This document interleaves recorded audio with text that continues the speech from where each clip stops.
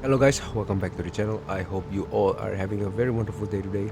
So, today we are going to be talking about Cherbourg, a tier 8 French battlecruiser which is the first ship after the French cruiser line split into the heavy cruiser line and the battlecruiser line. And I'm currently grinding my way towards the Marseille, and this ship is honestly worthy of blue boosters or even red ones just to grind faster.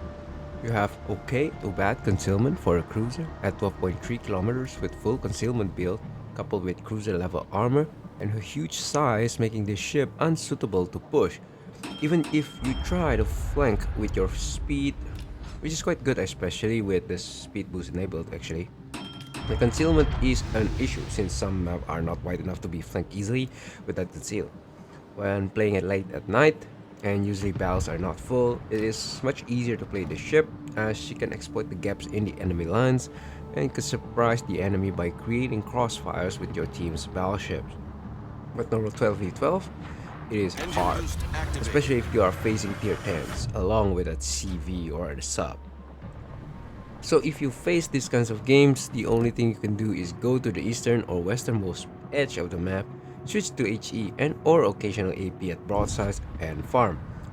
Now, if you have speed boost enabled, you can speed juke people, which is essentially the only way you have survivability, which is by dodging. The problem comes from the enemy fire chance on these guns.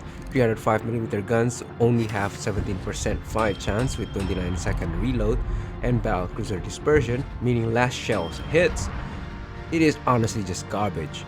You struggle to light a fire even with reload booster, which makes it hard to farm using AG.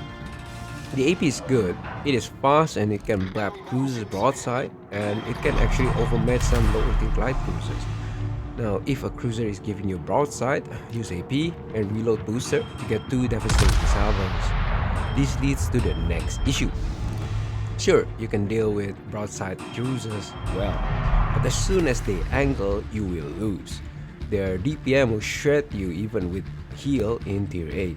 Your battleship fire duration, along with weak armor and the inability to spec fire prevention, means that fighting any cruiser without the element of surprise is going to end badly fast.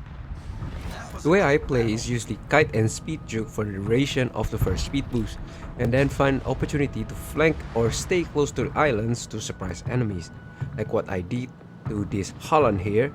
I saw that he is capping the cap and the starting guard radar him, so I know where he is. I anticipate he will come on this side of the island and manage to catch him close to my position. Honestly, the Holland should have just rushed me here since I have bad DPM, but because of my reload booster, I managed to chunk 2/3 of his HP and only eat 2 tops from him. I know I need to push aggressively since I know that if I let this Holland go, the element of surprise has been lost, so I just charge ahead knowing full well that I'm sacrificing my ship. We managed to take the Holland out, but since we are in a bad position, I shortly die after that. Now I noticed that all my games that are good are when the enemy's team is starting to lose ships and there is a gap in the enemy lines. I will push there with the element of surprise and just charge at the enemy while shooting these 8 305mm guns at their broadsides. This strategy usually will cost me my ship, but I am visualizing it as a cavalry that disrupt the enemy lines with a breakthrough, causing some confusion and chaos. Now, I'm not saying this will work 100% though. I have many games where the enemy is just too solid or the map isn't conducive to gaps that it will not work. And I just die.